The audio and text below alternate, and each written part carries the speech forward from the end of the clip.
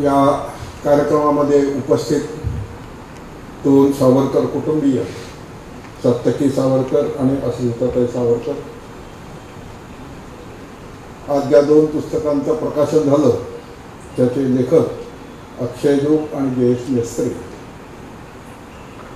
ज्या संस्थेच्या वतीनं हा कार्यक्रम होतो आहे त्याचे संस्थापक श्रीनिवास कुलकर्णी आणि उपस्थित बंधू आणि भगिनी,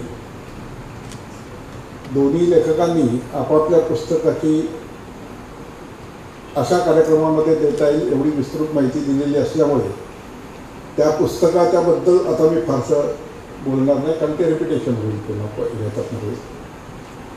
मी बोलणार आहे की ही पुस्तकं ज्या पार्श्वभूमीवर लिहिली गेली ती पार्श्वभूमी काय आहे ती जरा आपण समजून घेतली पाहिजे.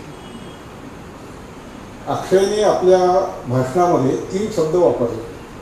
एक शब्द वापरला प्रबोधन पर्व, दुसरा वापरला राष्ट्रीय आणि तिसरा वापरला हिंदुत्व. ह्या 3 शब्दांचा परस्पर संबंध काय आहे याच्या संबंधी माझे विचार आपल्यासमोर काही मिनिटांमध्ये मी मांडणार आहे. 1857 साली ज्यावेळी स्वातंत्र्य युद्धामध्ये भारतीयांचा पराभव झाला आणि ब्रिटिशांचे राजसत्ताही दृढ झाली, त्यावेळी भारतामध्ये एक इंट्रॉस्पेक्शन आत्मचिंतनाची प्रक्रिया सुरू झाली. ही का झाली आणि त्याच्यातनं लक्षामध्ये असं आलं की भारतामध्ये 1000 वर्षापूर्वी मुस्लिमांचं आक्रमण झालं, त्या आक्रमणाचा परिणाम म्हणून हिंदू समाजाचा विकास पूर्णपणे थांबला आणि एका अर्थानं ज्याला स्टॅग्नन्सी म्हणता येईल किंवा याच्यामध्ये, आणि सगळा हिंदू समाज हा स्वसंरक्षणाकरता तो विकासाकडे जाण्याच्या ऐवजी स्वतःच्या बचावात्मक याच्या दृष्टीने विचार करायला लागला. सावरकरांनी ज्या सप्तवेळा सांगितलं हे सगळे त्याच्याच परिणाम आहेत, त्या सगळ्या गोष्टीचे किंवा आपण समाज म्हणून काय करू शकतो अशा तऱ्हेचा त्याच्याचा आत्मविश्वास निघून गेला. आणि त्यामुळे आणि ज्या पद्धतीनं एखादा हिंदू माणूस हिंदू समाज विचार करतो त्याच्यापेक्षा इस्लाम किंवा मुस्लिम समाजाची विचार करण्याची पद्धत अत्यंत वेगळी होती. आपण जसं म्हणतो की सत्य एक आहे, त्याच्याकडे जाणारे अनेक मार्ग आहेत, त्याच्यामुळे अनेक संप्रदाय आहेत, अनेक याचा भारत हा एका अर्थानं एक समूह असल्यासारखा तो व्हायचा. पण एकाच धर्मामुळे मुस्लिम समाजाची जी एकात्मता निर्माण झाली, धार्मिक एकात्मता निर्माण झाली, त्या धार्मिक एकात्मतेच्या पुढे हिंदू समाजाच्या अशा रीतीने प्रत्यक्ष व्यवस्थेमध्ये मनाने किंवा ह्याच्यातनी विखरून गेलेल्या किंवा ह्याच्यातला याला निभाव लागला. हिंदू समाजाची स्थिती काय होती की हिंदू समाजाची प्रत्येक व्यक्ती ही व्यक्तिगत मोक्षवादी होती आणि व्यवहारतः त्याचं जे समाज जीवन होतं ते त्याच्या जातीपुरतं मर्यादित होतं. आणि त्याच्यामुळे याला प्रयागला किंवा ह्याला हजारो लक्षावधी हिंदू तिथे एकत्र जमतात, पण तो प्रत्येक हिंदू जो आहे तो स्वतःसाठी तिथे एकत्र आलेला असतो, पण त्याला मोक्ष पाहिजे. त्यामुळे अशा तऱ्हेच्या एकत्रीकरणातनं समाज म्हणून जी शक्ती निर्माण व्हायला पाहिजे ही हिंदूंच्या तीर्थयात्रेतनं याच्यातनं कुठेही ही समाज म्हणून शक्ती निर्माण केलेली होते. आणि त्याच्यामुळे व्यक्तिशः मोक्षवादी आणि व्यवहारता जातीपुरतं त्याचं मानस आणि हे सगळं अवलंबून आहे अशा प्रकारचा हिंदू समाज. दुसरं, जवळजवळ 700-800 वर्ष हिंदू समाजाची सगळी प्रगती संपल्यामुळे इंग्रज आल्यानंतर आपण मेकालीला कोणाला किती शिव्या दिल्या तरी त्यांनी जे शिक्षण आणलं त्याच्यातनं ते शिक्षण घेतलेल्या लोकांना जगाचं भान यायला सुरुवात. जग कसं चालतं, युरोप कसं चालतो, एवढं छोटं इंग्लंड आपल्या एवढ्या मोठ्या देशावर राज्य कसं करू शकतो, आणि यातून ही एक आत्मचिंतनाची प्रक्रिया सुरू झाली. आपल्यामध्ये कशा प्रकारचे बदल घडून यायला पाहिजे अशी चर्चा, अंतर्गत चर्चा सुरू झाली. त्या चर्चेचं नाव हे प्रबोधन पर्व. आणि मग त्या प्रबोधन पर्वामध्ये पहिली त्यांना जाणीव झाली की इंग्लिश लोक काय करतात की इंग्रज याच्यामध्ये राजा नाही, राजा असं तरी तो नाव झाले. इंग्लंडचं सामर्थ्य कशात मानलेलं आहे तर लोकशाहीतनं आलेलं आहे आणि तिथल्या लोकांना तिथल्या राज्यकर्ते निवडण्याचा त्याच्याद्वारे राज्य करण्याचा त्यांना अधिकार निर्माण आहे. तर स्वाभाविकपणे त्यांना वाटायला लागलं की आम्हाला असाच प्रकारचा अधिकार पाहिजे, आम्ही आमच्या प्रकारचे प्रतिनिधी निवडून आमच्या वतीने राज्य केले किंवा केलं पाहिजे. म्हणजे आपण थोडा आणि या विचाराने भारताचं वैचारिक वातावरण अमलाकडे आहे. आपण एक विचार करूया की 1857 साली, हा चुकीच्या अर्थाने दुर्लक्षाने सांगतो, समजा जर भारत स्वतंत्र झाला असता तर भारतावर पाश्चात्य संस्थानिकांनी राज्य केलं असतं आणि आज मुंबईहून दिल्लीला जायचं म्हटलं तर 10 राज्यांचा आपल्याला मधलं किंवा तर प्रवास करावा किंवा हे करावा लागला. 1857च्या प्रवासात ही शक्यता संपली आणि मग त्यावेळी त्या समाजाच्या लक्षात आलं की आपल्याला स्वातंत्र्य मिळवायचं असेल तर पहिली आपल्याला एक राष्ट्र म्हणून मानसिक भावनिक ओळख निर्माण करावी लागेल.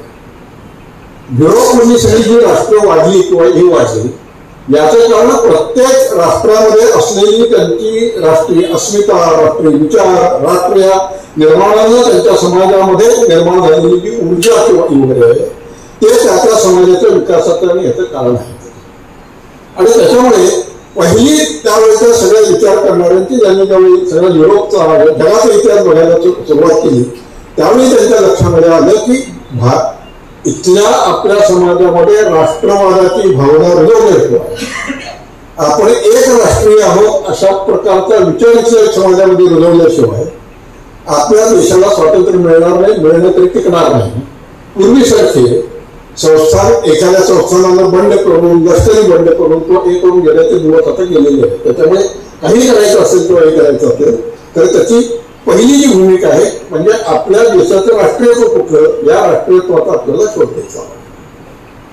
आता या राष्ट्रीयत्वाच्या शोधामध्ये 2 स्कूल ऑफ थॉट, 2 विचाराची केंद्र त्याच्यामध्ये निर्माण झाली. एक विचार असा निर्माण झाला की या देशामध्ये राहणाऱ्या सगळ्यांचंच एक राष्ट्र आहे आणि हा विचार पहिल्यांदा ज्याला कुठल्याही एक अमूर्त कल्पना असते आणि ती शब्दामध्ये किंवा याच्यामध्ये आर्टिक्युलेट करावी लागते, सांगावी लागते, त्याची व्याख्या करावी लागते. ती व्याख्या न्यायमूर्ती रानडेंनी केली आणि ते म्हणले की या देशामध्ये काँग्रेसचं हिंदी राष्ट्रीयत्व डिफाईन करण्याकरता व्याख्यांकित करण्याकरता त्यांनी केली आणि त्यांनी म्हटलं की या देशामध्ये हिंदू आणि मुसलमान आहेत, या सगळ्यांचं मिळून हिंदी राष्ट्रीयत्व अशी त्यांनी संकल्पना ती आणली आणि त्याच्यामध्ये असं म्हटलं की या सगळ्यांचं म्हणून एक राष्ट्रीयत्व निर्माण करायचं असेल तर त्याच्यामध्ये अडचण काय आहे की मुसलमानांच्या मनामध्ये आपण या देशाचे राज्यकर्ते आहोत असा भाव आहे, हिंदूंच्या मनामध्ये आपल्यावर झालेल्या अत्याचाराबद्दल त्याच्याबद्दलचा राग आहे आणि ह्या 2 गोष्टी जोपर्यंत अस्तित्वात आहे तोपर्यंत हिंदी राष्ट्रवाद हा अस्तित्वामध्ये किंवा याच्यामध्ये येणार नाही. आणि म्हणून मुसलमानांनी आपण या देशातले राज्यकर्ते आहोत असं विसरलं पाहिजे, हिंदूंनी आपल्यावर झालेले अत्याचार विसरले पाहिजे. तर या नवीन भूमिकेतनं एक नवं हिंदी राष्ट्र आपल्याला घडवलं किंवा करायला पाहिजे आणि काँग्रेसनं या हिंदी राष्ट्रवादाचा याचा सिद्धांत कधी स्वीकार केला आणि त्याला त्यांनी उदाहरण दिलं दारा शिकोवचं आणि त्यांनी असं म्हटलं की औरंगजेबाऐवजी जर दारा शिको हे राहिलं असतं, म्हणजे दारा शिकवणं जर राज्य केलं असतं तर दारा शिको उपदेशनं वगैरे या सगळ्याचा अभ्यासच होता किंवा हे होता तर कदाचित भारताचा सगळा प्रवास किंवा हे हा बदलला किंवा हे केला असता तर तुम्ही उदाहरण. पण प्रत्यक्षामध्ये अनुभव काय यायला लागला की हिंदी राष्ट्रवादाचा हिंदू लोकांनी स्वीकार केला त्याच्यामध्ये, पण मुस्लिमांनी सांगितलं की नाही आम्ही राष्ट्र आहोत, आम्ही वेगळे आहोत, आम्ही हिंदूंच्या बरोबर राहणार नाही आणि त्याच्यामुळे याच्यात आम्हाला आमचं राष्ट्र आमचं हे वेगळं पाहिजे अशा तऱ्हेचा वेगळा विचार हा याच्यातून सुरू झाला. मग काय झालं गमतीचा भाग म्हणजे मुसलमान म्हणत होते आम्हाला हिंदी राष्ट्रवादामध्ये यायचं नाही. काँग्रेसच्या नेत्यांचा आग्रह असा चालला होता की आपल्याला हिंदी राष्ट्रवादच या देशामध्ये रुजवायचा किंवा हे करायचं आहे. आणि मग काय होतं की स्वाभाविकच मुस्लिम राष्ट्रवादाची, मुस्लिम अग्रेसिव्हिझमची किंवा याच्याची जी प्रतिक्रिया ही हिंदू समाजामध्ये नैसर्गिकरित्या उमटत होती आणि त्याच्यामुळे काँग्रेसनी मुसलमान म्हणजे उलटा त्याचा अर्थ करून हिंदू एकत्रित येतात, हिंदू संघटनेची भाषा बोलतात म्हणून मुसलमान संघटित झालेले आहेत अशा तऱ्हेचा एक विपरीत तर्क लावायला किंवा हे करायला सुरुवात झाली. आणि त्याच्यामुळे त्यांनी असा हे केला की म्हणजे काँग्रेसचे याच्यात लॉजिकल लक्ष हे आपण लक्षामध्ये घेतलं पाहिजे, म्हणजे कसा प्रवाह आला काय आला असं आपल्याला कळलं. आणि त्यांनी म्हटलं की हा देश एकत्रित राहायचा असेल तर हिंदी राष्ट्रवादी यशस्वी झाला पाहिजे, हिंदी राष्ट्रवाद यशस्वी व्हायचं असेल तर मुसलमान आपल्या बरोबर आले पाहिजे, आणि जर मुसलमान आपल्या बरोबर हिंदू जर आपल्या ऐक्याची संघटनेची किंवा याच्याची भाषा बोलत असतील तर मग मुसलमान त्याचं कारण सांगून यायचं नाकारतात, म्हणून हिंदूंनी संघटित होता किंवा एकत्र कामाने एकत्र कामाने अशा तऱ्हेचा तर्क सगळा याच्यामध्ये लढवला गेला. आणि त्याच्यामध्ये मुस्लिमांनाच हिंदूंच्या बरोबर जायचं नाही हे वास्तव काँग्रेस नाकारत गेली, आणि म्हणून त्याचा परिणाम हा मुस्लिम जातीवाद फोपाला शेवटी फाळणीच्या ह्याच्यापर्यंत आपण लॉजिकली त्याच्यामध्ये आलो. हा त्याच्यातला एक पार्ट झाला. पण त्याचा दुसरा एक प्रभाव याच्यापासून जो चालू होता, आणि मला आनंद वाटतो की यांनी अक्षय जोगनी बंगालापासून या सगळ्याची जी सुरुवात किंवा इंग्लंड केली. त्यांनी मगाशी सांगितलं त्याप्रमाणे प्लासीच्या लढाईमध्ये याचा पराभव झालेला असल्यामुळे तिथला हिंदूंचा भारतीयांचा पराभव झाला असं म्हणूया. आणि प्रबोधन पर्वाची सुरुवात ही पहिल्यांदा बंगालमध्ये झाली, आणि बंगालमध्ये या सगळ्याचा शोध किंवा इंग्लंड चालू झाला. आणि त्यावेळी त्यांच्या लक्षामध्ये आलं की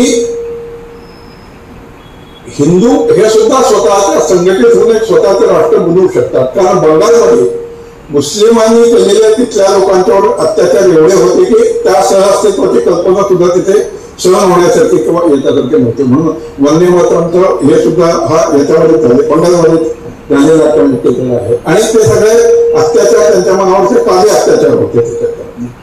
आणि त्याच्यामुळे मग हिंदू समाजाला जो धार्मिक समाज आहे ज्याचं व्यक्तिनिष्ठ आहे मोक्षासाठी आणि त्याचं व्यावहारिक जगत आहे त्याची जात आहे, तर मग याला राष्ट्रीय कसं बनवायचं हा सगळ्यात मोठा चॅलेंजचा किंवा याच्याचा विषय. आणि हा म्हणजे धार्मिक हिंदू समाजाला राष्ट्रीय कसं बनवायचं हा चॅलेंजचा विषय हा आपण लक्षामध्ये घेतला तर मग आज जे यांनी अक्षय जोगनी जे पुस्तक लिहिलेलं आहे त्या पुस्तकाचा आपल्याला अर्थ काढायला किंवा हे करायला सुरुवात. राष्ट्रीयत्वाच्या कशा 3 निदर्शक गोष्टी असतात. एक गोष्ट असते की एकत्व, ज्या समाजाला राष्ट्ररूप म्हणून राहायचं आहे त्यांच्यामध्ये एकत्वाची भावना असण्याची किंवा हे करण्याची गरज. दुसरा असतो विशिष्टत्व, म्हणजे आपल्या राष्ट्राची म्हणून जगात एक काहीतरी भूमिका आहे हे त्या समाजाला इनर कन्व्हिन्सिंग व्हायला लागतं. आणि त्यामुळे एकत्व, विशिष्टत्व आणि चैतन्य ती जी राष्ट्र संकल्पना आहे त्यांनी समाजामध्ये चैतन्य निर्माण करण्याची किंवा करण्याची आवश्यकता ठेवली. आणि त्याच्यामुळे याला जसं इंग्लंडमध्ये होतं त्यांच्यामध्ये वर्षानुवर्षाच्या काळामध्ये एकत्वाचा भाव निर्माण झालेला होता. ज्या जगाला सुधारणा करण्याकरता आम्ही आलेलो आहोत अशा प्रकारचा एक विशिष्टत्वाची भूमिका त्यांच्या मनामध्ये किंवा त्यामध्ये रुजवलेली होती. आणि त्या भूमिकेनं राष्ट्र म्हणून ब्रिटनमध्ये सगळ्या ह्याच्यामध्ये चैतन्य किंवा वगैरे आणलेलं होतं. आता हिंदू समाजाला ह्या जर तिन्ही हे जर पुऱ्या करायच्या असतील, अटी जर पुऱ्या करायच्या असतील, राष्ट्रीय बनायचा किंवा हे करायचं असेल तर मग त्याच्यातल्या एकात्मतेची जोपासना करावी लागेल, एकत्वाची जोपासना करावी लागेल. हिंदू म्हणून आपल्याला आपल्या जगामध्ये जगण्याची भूमिका काय आहे ही भूमिका त्याला कन्व्हिन्स करावी लागेल. केवळ एकत्वाची भूमिका म्हणजे जगाला तुम्ही जसं दुसऱ्या महायुद्धामध्ये त्या आधी आम्ही सगळे जी पश्चिम युरोपियन राष्ट्र होती त्या प्रत्येक राष्ट्रामध्ये राष्ट्रवाद हा विकसित झालेला किंवा हे केलेला होता. आणि त्यावेळी त्यांच्या राष्ट्रवादाची भूमिका अशी होती की आपला देश संपन्न व्हायचा असेल तर साम्राज्यशाही वाढवली पाहिजे, अनेक देशांच्या मध्ये आपण गेलं पाहिजे, म्हणजे तिचा कच्चा माल आपल्याला मिळेल, आपल्याला हुकमी बाजारपेठ मिळेल. आणि दुसरं महायुद्धही या भूमिकेतनं घडलेलं होतं. इंग्लंडच्या सगळीकडे आशियामध्ये इकडे तिकडे वसाहती होत्या. हिटलरचं म्हणणं होतं आम्हाला तिकडे जाण्याकरता किंवा याच्याकरता रस्ता नाहीये, त्यामुळे आम्ही पूर्व युरोपकडे म्हणजे हंगेरी, पोलंड वगैरे हे जे देश आहे या देशाकडे आम्ही वसाहती किंवा वगैरे निर्माण करू, त्याच्यामध्ये इंग्लंडने आम्हाला अडथळा किंवा वगैरे आणता कामा नये अशा तऱ्हेची म्हणजे युरोपियन आम्हाला या जगावर राज्य करायचा परमेश्वराने दिलेला हक्क आहे त्याच्यामध्ये, तो फक्त वाटा कसा घेऊ आपापसात करून घ्यायचा हा आपला प्रश्न शिवाय एवढा आहे. आणि त्यात इंग्लंडला भीती असं वाटत होती की जर्मनीच्या हातामध्ये हे जर आपण साम्राज्य दिलं तर जर्मनी एवढं आपल्याला वरचढ होईल की आपल्याच अस्तित्वाला त्याच्यातनं धोका किंवा वगैरे पोहोचतील. म्हणजे ही जग वाटून घेणाऱ्यांची एकमेकात लढाई होती. बाकी लोकशाही वगैरे या सांगण्याच्या किंवा बोलण्याच्या किंवा त्याच्या गोष्टी त्याच्यामध्ये होत्या. आणि त्याच्यामुळे त्या समाजाला किंवा याला एक आत्मभान यावं लागतं की जगामध्ये माझ्या समाजाची माझ्या राष्ट्राची भूमिका काय ही त्याच्यातली दुसरी अट आहे. आणि ह्या दोन अटीतनं जे चैतन्य त्या राष्ट्रामध्ये किंवा याच्यामध्ये निर्माण केलं आहे. आणि त्याच्यामुळे हा बंगालमध्ये जो एक हिंदुत्वाचा प्रवाह चालू झाला. आणि नंतर आपण जर बघितलं की सावरकरांनी ज्या ज्या गोष्टी केलेल्या त्या आधी आधी बंगालमध्ये झालेल्या हिंदू मेळ्याच्या गोष्टी झालेल्या आहेत. म्हणजे अगदी यांचं सावरकरांनी मॅझिनीचं चरित्र लिहिलेलं आहे. त्या मॅझिनीचा उल्लेख आणि हे तुम्ही जर अक्षरचं पुस्तक वाचलं तर त्याच्यामध्ये मला वाटतं कोणी सुरेंद्रनाथ गांधी केलेलं आहे. हे सगळं आधी हे बंगालमध्ये किंवा याच्यामध्ये झालेलं आहे. आणि म्हणून जर आपण बघितलं की बंगालने आधी सुरुवात केली, त्याच्यानंतर लोकमान्य टिळकांच्या नंतर ती महाराष्ट्राने पिकअप केली. आणि त्यामुळे लोकमान्य टिळक आणि बंगाल यांचं जे नातं आहे हे नातं एक पुष्कळ अभ्यास करण्यासारखं किंवा याच्यातलं नातं आहे. पहिली जेवढी टिळकांना अटक झाली त्यावेळी सगळ्यात मोठी मदत ही बंगालने टिळकांना केलेली किंवा हे केलेली आहे. नंतर सुरुवातीच्या आधी काँग्रेस विभाजित होईल की काय अशा तऱ्हेची भीती उत्पन्न झाली होती. किंवा टिळकांनीच आग्रह करून आणि सगळ्यांनी आग्रह करून दादाभाई नौरोजींना काँग्रेसचं अध्यक्ष बनवून ते पुढे त्याच्यामुळे बंगाल आणि टिळक या दोघांचे जे परस्परांचे संबंध होते. आणि नंतरच्या काळामध्ये सुद्धा क्रांतिकारकांचे जे याच्याचे जे संबंध किंवा वगैरे होते याचं कारण रेनेसान्स आधी बंगालमध्ये सुरू झाला आणि नंतर महाराष्ट्राने तो पिकअप केला, तो हे केला. हा सगळ्याचा पुन्हा का बघितला पाहिजे याचं कारण अशा तऱ्हेचा म्हणजे योगी अरविंद आणि विवेकानंद यांच्यासारखे श्रेष्ठ अध्यात्मवादी हे बंगालमध्येच निर्माण झाले. हिंदुत्वाची सुरुवात बंगालमध्येच झाली. त्याच्यानंतर क्रांतिकारक मोठ्या प्रमाणामध्ये बंगालमध्येच निर्माण झाले. हा बंगाल नंतर कम्युनिस्ट कसा बनला आणि हे कसा बनला हा एक पुन्हा एक समाजशास्त्रीय अभ्यासाचा किंवा याचा एक वेगळा विषय आहे. आणि हा कोणीतरी केला पाहिजे किंवा केला पाहिजे याचा विषय किंवा एवढा. तर म्हणून ही जी आतापर्यंत जो प्रबोधनाचा इतिहास जो सांगितला गेला रूढ इतिहास किंवा वगैरे आहे हा रूढ इतिहास मगाशी अक्षयने जे सांगितल्याप्रमाणे त्याच्यामध्ये या देशाचं लोकशाहीकरण कसं झालं, लोकशाही प्रक्रिया कशी झाली, सेक्युलरिझम कसा आला, हिंदी राष्ट्रवाद कसा आला या भूमिकेतून इंटरप्रिट केला गेलेला किंवा याच्यातून इतिहास किंवा वगैरे आहे. आणि त्यामुळे तो इतिहास गृहीत धरून आपण आपल्या स्वातंत्र्य लढ्याचा किंवा याच्यातला हा इतिहास किंवा वगैरे वाचत असतो. ही जी त्याच्यातली जी दुसरी बाजू आहे की हिंदुत्ववादाची बीज कशातून निर्माण झालं, त्याची आवश्यकता त्यावेळी तिथल्या लोकांना का वाटली, त्याचा विकास कसा झाला आणि त्या विकासाला पुढच्या काळामध्ये अनेक थांब्या पालव्या हे कशी त्या हिंदुत्वाच्या विचाराचा विकास कसा झाला असा एक सुसंगत एक इतिहास मांडण्याची गरज आहे. सावरकर हे त्याच्यातला एक महत्वाचा बिंदू आहे. जसं याच्यामध्ये शिवाजी महाराजांच्या आधी सुद्धा देशभरामध्ये कुठे कुठे स्वातंत्र्याचे किंवा इथेचे प्रयत्न चालू होते. शहाजीराजांनी त्यांच्या पद्धतीने केले होते. पण त्याचा जसा शिवाजी महाराज एक महत्वाचा बिंदू आहे त्याच्यामध्ये.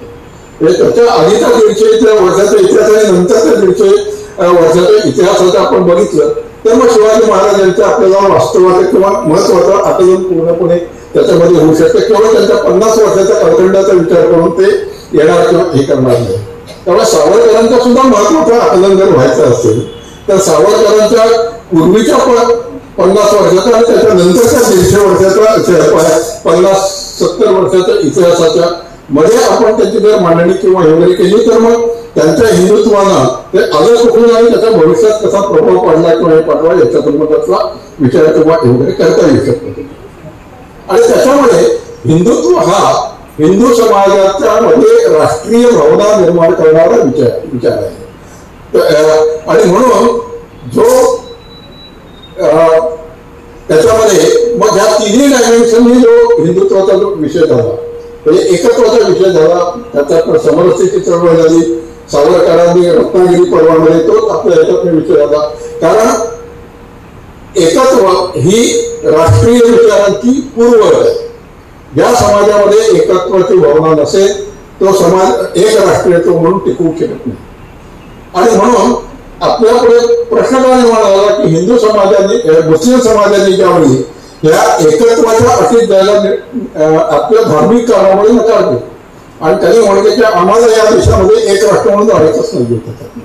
आणि त्याच्यामुळे फाळणी झालेली ही हिंदूंच्यामुळे झालेली नसून डिफॉल्ट म्हणून या भूमिकेतनं झालेली किंवा केलेली आहे. पण स्वातंत्र्यानंतर म्हणजे स्वातंत्र्याच्या पूर्वी जो विचार हिंदी राष्ट्रवाद या नावाने त्याला एका अर्थानं मुस्लिम धार्मिक फुटीरतावादाला आवरण घातलं, त्या स्वातंत्र्यानंतर सेक्युलर विचारानं त्याला वेगळं आवरण त्याला घातलं किंवा घेतलं. आणि मग स्वातंत्र्योत्तर काळामध्ये झालेलं राजकारण तर नाही तरी वेगळा पुन्हा रंग किंवा वगैरे घेतला. आणि त्याच्यामध्ये त्यांनी एक घेतलं की जर निवडून यायचं असेल तर हिंदुत्ववादाची भीती दाखवून अल्पसंख्याकांना एकत्र करा आणि हिंदू समाजामध्ये डिव्हिजन करून काही जाती आणि मुस्लिम समाज हिंदुत्वाचा याच्यातली भीती दाखवून अशा प्रकारची एक मतपेढी तयार झाली. आणि ही जर मतपेढी राखायची किंवा हे करायचं असेल तर सतत ही मतपेढी राखण्यासाठी समाजामध्ये हिंदुत्ववादाचं भय निर्माण करून ठेवलं पाहिजे, ही आवश्यकता निर्माण झाली. एक राजकीय आवश्यकता निर्माण झाली. जसे स्वातंत्र्याच्या पूर्वी हिंदी राष्ट्रवाद वाचवण्यासाठी ती निर्माण झाली, तशी स्वातंत्र्यानंतर ती सत्ता वाचवण्याकरता ती आवश्यकता किंवा वगैरे निर्माण किंवा वगैरे झाली. आणि त्याच्यामुळे ही जी लढाई आहे ही लढाई ही एका अर्थानं वैचारिक, दुसऱ्या बाजूला हिंदू समाजामध्ये परिवर्तन करून, कारण जोपर्यंत हिंदू समाजाच्या प्रत्येक समाज घटकाला एकत्वाची प्रचिती येत नाही किंवा एकात्मक भावना त्याच्यामध्ये निर्माण किंवा वगैरे होणार नाही, तर हा सगळा जो विचार आहे, हा सगळा जो संघर्ष आहे, हा केवळ एका वैचारिक पातळीवर किंवा याच्यावर उभा आहे. अशा प्रकारचा विचार किंवा वगैरे ठेवला. स्वातंत्र्यानंतर आणखी एक गोष्ट त्याच्यामध्ये घडली. स्वातंत्र्यापूर्वी जर आपण विचार केला तर एक राजा राममोहन रायपासून सगळ्यांच्यापर्यंत विवेकानंद, अरविंद, चंदेई त्याचाच भाग येतो, टिळक सुद्धा त्याच्यामध्ये येतात, गांधी सुद्धा त्याच्यामध्ये येतात, की आपल्या हिंदू तत्वज्ञानाच्या आधारावर रिफॉर्म झाला पाहिजे. सोशल रिफॉर्म, पॉलिटिकल रिफॉर्म किंवा वगैरे. आणि यांच्या लोकमान्य टिळकांनी गीतेतला त्याच्यासाठी निष्काम कर्मयोग सांगितला, महात्मा गांधींनी अनासक्त कर्मयोग सांगितला. पण कोणीही आपल्या सगळ्या तत्वज्ञानामध्ये किंवा विचारामध्ये हिंदू समाजाची सांस्कृतिक नाळ तुटू दिली नाही. स्वातंत्र्यानंतरच्या काळामध्ये दुसरी गोष्ट झाली की ही नाळ पूर्णपणे तोडली गेली. कारण त्याच्यातून ही भीती निर्माण झाली की ही जर काळ या समाजाची किंवा याच्यातली राहिली तर पुन्हा एकदा हिंदुत्वाला बळ मिळेल, वैचारिक बळ मिळेल किंवा हे म्हणून.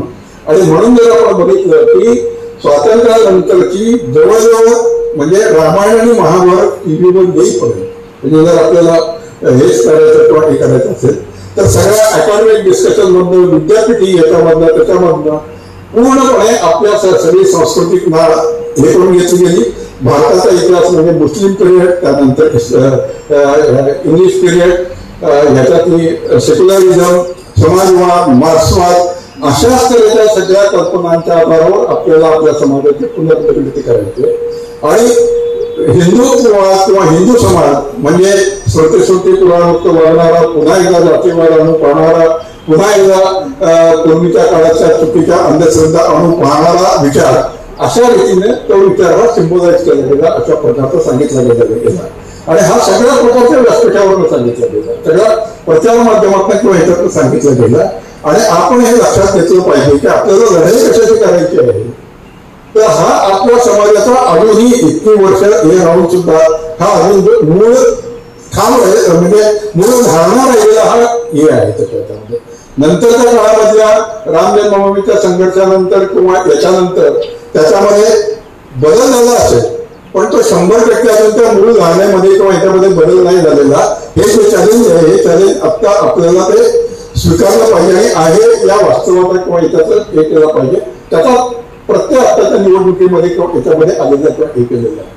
म्हणजे निवडणुकीचा विचार करायचा किंवा हे करायचा असेल तर निवडणुकांना हिंदू समाजाची जी प्रतिक्रिया असते ती 2 स्तरावरती असते. एखादा इश्यू जेवढी स्ट्रॉंग इश्यू असतो त्यावेळी हिंदू समाज हा जातीपाती सोडून त्याचा विचार करतो आणि तोही आपण अनुभव घेतलेला आहे की 1977 साली इमर्जन्सीवरचं संकट असेल, 86 साली इंदिरा गांधी आल्यामुळे इन्सिक्युरिटी समाजाला वाटली, किंवा 14 साली परिवर्तन होतं, 19 साली बालाकोटमुळे आलेली किंवा ह्याच्यातली भीती किंवा केलेली होती. आणि अशा तऱ्हेचा कुठलाही राष्ट्रीय मुद्दा प्रभावी राष्ट्रीय मुद्दा नसेल त्याची जी ओरिजिनल प्रवृत्ती आहे जातीतनं म्हणजे जात व्यक्तिगत लोकसेवानी आणि जात ही जी सामाजिक एंटिटी ती त्याची प्रभावी किंवा एवढे होते. हा भारताचं सगळं जे राजकारण आहे या दोन्ही अंतर्द्वंद्वामध्ये अडकलेलं किंवा याच्यातलं राजकारण आहे की जेवढे प्रभावी इश्यू असेल तेवढे तो त्याला प्रभावित करतो, त्यावेळेस असेल तर ओरिजिनल प्रवृत्तीनुसार किंवा ह्याच्यानुसार हिंदू समाज त्याच्याप्रमाणे वागत किंवा हे करत जातो. आणि त्याच्यामुळे हे जे आता त्याच्यानंतरचे जे खऱ्या अर्थानं म्हणजे स्वातंत्र्यानंतर सगळ्यांना जाणीव झाली की रामायण आणि महाभारत ज्यावेळी दूरदर्शनवर दाखवलं गेलं म्हणजे एक पिढीमध्ये कुठल्याही तऱ्हेचा संस्कार नसताना त्या हिंदू संस्कृतीचा संस्कार नसताना पुन्हा एकदा ते ज्या तऱ्हेनं प्रकटन झालं आणि तो मला असं वाटतं त्या आणि रामजन्मभूमीची जी झालेला जो लढा होता त्याच्यामुळे एक हिंदू समाजामध्ये पुन्हा एकदा एक आणि त्याला मोठा जी घडली ती म्हणजे शाह म्हणूनच्या याच्यातली जी घटना घडली आणि त्यावेळी ज्या पद्धतीनं सगळ्या मुस्लिम संघटनांनी एकत्र येऊन किंवा हे देऊन भारतीय राज्यघटनेला किंवा याला चालना दिला गेला ही पुन्हा फाळणीची आठवण करून देणाऱ्या किंवा हिंदू समाजाला किंवा याला मानसिकता किंवा एवढी होती. आणि मग त्याचा परिणाम म्हणून जसं प्रबोधन काळामध्ये हिंदू समाजाचं आत्मचिंतन चालू झालं तशी नव्याने आत्मचिंतनाची जी प्रक्रिया आहे ही आत्मचिंतनाची प्रक्रिया साधारण 1980 पासून निर्माण व्हायला किंवा करायला सुरुवात झाली. त्याला अनेक कारणं झाली. मीनाक्षी पुरमचं सामूहिक झालेलं धर्मांतर या पद्धतीनं काश्मीरच्या खोऱ्यामधून हिंदूंना राहणं अशक्य झालं त्याच्यामध्ये. म्हणजे स्वातंत्र्यानंतरच्या काळामध्ये दिल्लीमध्ये हिंदूंचं किंवा हिंदू बहुसंख्याकांचं सरकार असताना सुद्धा जर काश्मीरच्या खोऱ्यामध्ये हिंदू अल्पसंख्य असतील तर त्यांना जगता येणार नाही किंवा अशा तऱ्हेची स्थिती उत्पन्न करता येऊ शकते अशी स्थिती त्यातनं निर्माण झाली. त्याच्यानंतर याची आपल्या राजीव गांधींना त्यावेळी 416 खासदारांचं बहुमत असताना सुद्धा जो याचा शाह म्हणून खटल्यानंतर देशभरामध्ये सगळ्या मुल्ला मौलवी मुस्लिम नेते यांनी जे वातावरण निर्माण केलं त्या वातावरणापुढे भारतीय संसदेमध्ये पंतप्रधानांना सुद्धा दुखावं लागलं. या सगळ्याचा जो परिणाम किंवा वगैरे आहे त्याचा परिणाम आपल्याला नंतरच्या रामजन्मभूमीच्या याच्यातली दिलेल्या प्रतिसादामध्ये किंवा याच्यामध्ये दिसायला किंवा करायला सुरुवात किंवा वगैरे झाली. आणि मग त्याचे जे परिणाम आपण बघितले आणि मला त्याचा उल्लेख झाला की 10 वर्षाच्या काळामध्ये किंवा याच्यामध्ये ज्याला की निखळ हिंदुत्वाचा किंवा एका अर्थानं भारताच्या सांस्कृतिक पुनरुज्जीवनाचा आधार आहे अशा प्रकारच्या नेतृत्वाचा किंवा हिताचा प्रभाव त्याच्याने निर्माण झाला. पण आज जो आपल्या समोरचा जो चॅलेंज किंवा वगैरे आहे तो चॅलेंज असा आहे की या 10 वर्षाच्या काळामध्ये सुद्धा आपल्या असं लक्षामध्ये आलं की आपल्या समाजाच्या ज्या मूळ धारणा आहेत त्या मूळ धारणा बदललेल्या नाहीत त्या आहेत तशाच असतात. म्हणजे मोठ्या प्रमाणामध्ये मी काही निराशावादातनं मदत किंवा हे करत नाही त्याच्यामध्ये की आज सुद्धा अर्धा% मताचा फरक आहे. आणि आज जर आपण भारताच्या याचा इतिहास जर बघितला राजकारणाचा इतिहास जर बघितला तर नेहरूला सलग 3 वेळा पंतप्रधान होता आलं तर त्यावेळी कंपॅरेटिव्हली सोपी गोष्ट होती कारण काँग्रेसला चॅलेंज करणारा कुठला दुसरा पक्ष त्यावेळी नव्हता याच्यामध्ये. आणि सगळं काँग्रेसचं जे नेतृत्व होतं ते स्वातंत्र्य काळामध्ये लढलेलं नेतृत्व असल्यामुळे त्याला एक स्वाभाविक संबंध देशभरामध्ये किंवा याच्यामध्ये एक मान सन्मान होता. आजचं राजकारण जेवढं कॉम्पिटेटिव्ह स्पर्धात्मक झालेलं किंवा केलेलं आहे त्याच्या 10 किंवा 20% सुद्धा त्यावेळी ते स्पर्धात्मक किंवा कॉम्पिटेटिव्ह होतं. आताच्या काळामध्ये किंवा याच्यामध्ये म्हणजे 3 वेळा सर्वाईव्ह होणं हा एक्सेस म्हणजे आपण या बाकीच्या सगळ्याचा संदर्भ वेगळा केला तर ती अत्यंत महत्वाची की त्याचं महत्व आपल्याला आपल्या मनाच्या निराशेमध्ये किंवा याच्यामध्ये त्याचं कमी. आणि आता सगळ्या राष्ट्रीय आणि आंतरराष्ट्रीय शक्ती या सगळ्या एकत्रित झालेल्या होत्या काही करून या जगाला पराभूत करायचं किंवा हे करायचं याच्यासाठी.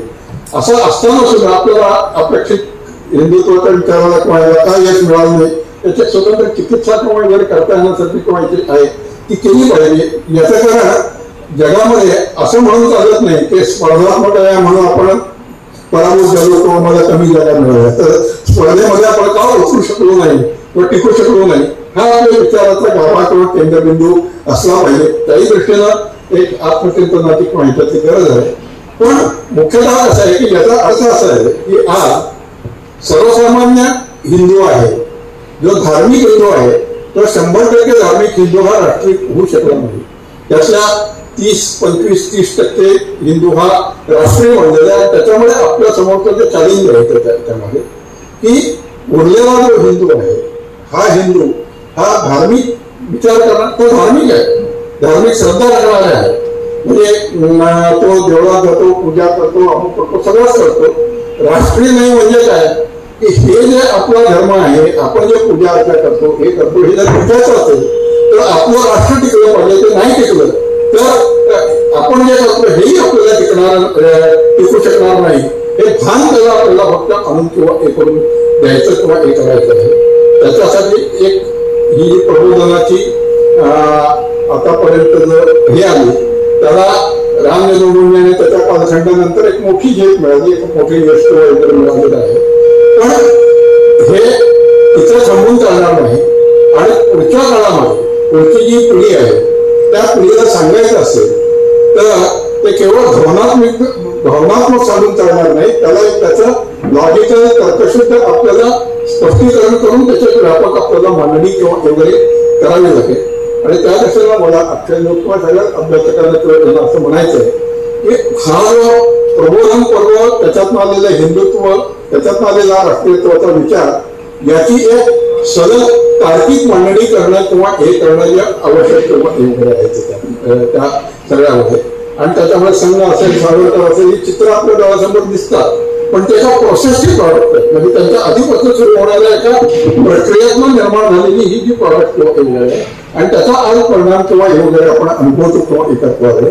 तसं जसे मार्क्सवादाची मांडणी झाली वेगवेगळ्या इझमची मांडणी किंवा वगैरे झाली तसं हिंदुत्वाची केवळ भावनिक हे न राहता किंवा हे न राहता किंवा केवळ सावरकरांचं चरित्रातून सुद्धा लोकांना प्रेरणा मिळते दृष्टिकोन मिळतो हे मिळतो. पण त्याचं एखाद्या सिद्धांतामध्ये जर रूपांतर करायचं असेल तर ती जी प्रक्रिया कशी घडली विचार आणि परिस्थिती यांच्या परस्पर संबंधात्मक प्रोसेसेस कशा घडत गेल्या त्याचे एकमेकावर कसे परिणाम होत गेले आणि त्याच्या आज काय शिल्लक आहेत त्याच्यातले आज काय कालबाह्य झालेले आहेत आज काही नव्याने त्याच्यामध्ये इन्क्लूड करण्याची किंवा हे करण्याची आवश्यकता आहे. ही जिवंत विचार प्रक्रिया आहे ज्या समाजामध्ये चालू असेल तो समाज जिवंत राहतो आणि याच्यामध्ये जीवन संघर्षामध्ये टिकू शकतो. या ग्रंथाच्या प्रकाशनाच्या निमित्ताने त्या सगळ्या विचार प्रक्रियेला आपण एक नव्याने चालना किंवा नव्याने उधळणी आपण करून घेतलेली आहे. आणि मला श्रीयोग आणि दुसरं कसं असतं की अशा प्रकारच्या विचारसरणी घेऊन जाणाऱ्या संस्थांच्या मध्ये काम करणं हे अत्यंत अवघड काम असतं.